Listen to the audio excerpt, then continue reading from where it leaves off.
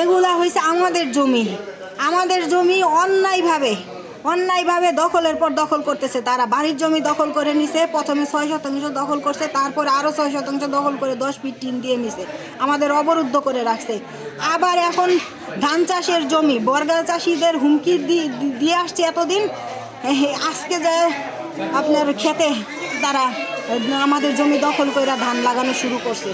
এই বাধা দেওয়ার পরিপ্রেক্ষিতেই আমাদের উপর হামলা হয়েছে। আমি একজন আইনজীবীর উপর হামলা করছে, তার মায়ের উপর হামলা করছে, তার পুরো পরিবারের উপর হামলা করছে। এর বিচার চাই। কালকে রাত্রে শুনতে পারলাম যে আমাদের জমি গদাই ওয়াসকুরুনি মাইনুদ্দিন পেনালি এরা দখল করে নিছে, বর্গাদারের লাগাইতে দেয় না। সকালে ওরা ক্ষেত লাগাবো, রাইতেই পেকাইছে, পাথরটা তো ঠিক করছে।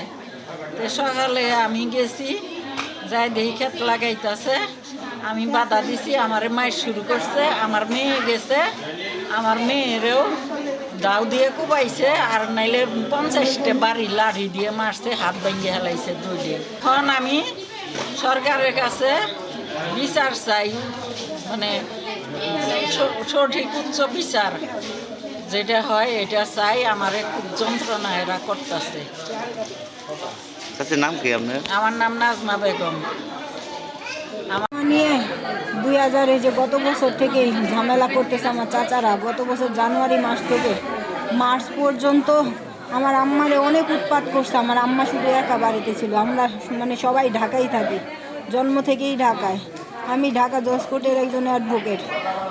গত বছর মার্চ মাসে আমি বাড়িতে আসছি, তখন থেকেই ঝামেলা। ওরা একের পর এক অন্যায় করতেছে, আমাদের জমি দখল করে নিছে। আমাদের জমি দখল করে বাড়ির মাঝখান দিয়ে বেড়া দিয়ে টিনের 10 ফিট টিনের বেড়া দিছে, গাছপালা কাটছে, দফায় দফায় মানে একের পর এক আমাদের উপরে হামলা করছে। ঘর থেকেও লুটপাট করছে। ওদের নামে মামলা চলতেছে, অনেকগুলা মামলা চলতেছে কোর্টে। আজকে না মানে কয়েকদিন ধরেই সবাইকে বলে বেড়াইতেছে যে আমাদের যে ধান চাষের খেতি জমি আছে না, আমাদের জমি, ওগুলো আমাদের জমি, ওই জমি দখল করে তারা ধান লাগাবে। আমাদের আদি সব জমি তো বর্গা চাষিরা চাষ করে, বর্গা চাষিদের বাড়িতে বাড়িতে যায় হুমকি দেয়। কালকে রাত্রে পানি নিছে, খেতে হাল দিছে, দিয়ে আজকে সকালে মানে খেতে নামছে। আমরা বাধা দিতে গেছি, তখনও আমাদের উপরে হামলা করছিল। আমরা বাড়িতে আসছি, আসার পর আবারও তারা খেতে নামছে, লাঠি সোটা দা কুড়াল সব কিছু নিয়ে। আমার সব চাচারা তাদের বউরা, তাদের ছেলে মেয়ে সবাই, সবার হাতে লাঠি ছিল, দা ছিল, বড় বড় বাঁশ ছিল, সব কিছুই। এগুলা আমরা যখন বাধা দিতে গেছি, আমি আর আমার আম্মা যখন না করতে গেছি, আমাদের উপরে হামলা করছে। আমারে বাঁশ দিয়ে বাইরেছে, মানে কমপক্ষে 50টা বাড়ি দিছে। এটা দিছে ওয়াহিদুজ্জামান ওয়াসকুরুনি, তারপরে গদাই, রফিকুল ইসলাম গদাই, তারপরে আসছে মানে ওরা দুইজন যখন বাইরেইতেছে, তারপরে আসছে যে মাইনুদ্দিন খাজা। সবার প্রথমে অ্যাটাক করছে ওয়াহিদুজ্জামান। সে যখন অনবরত বাড়ি দিতেছে, আমার মাথায় অনেকগুলা বাড়ি দিছে।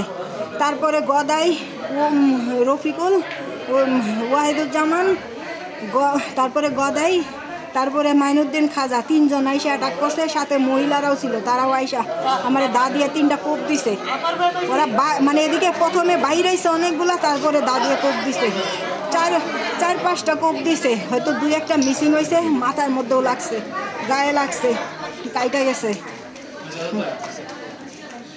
আমার আম্মার উপরে হামলা করছে, আর ওরা সবাই মানে সবাই একজোট হয়ে আমারে তো পিটাইছে, আমার আম্মারও অনেকগুলা বাড়ি দিছে, অনেক মারছে।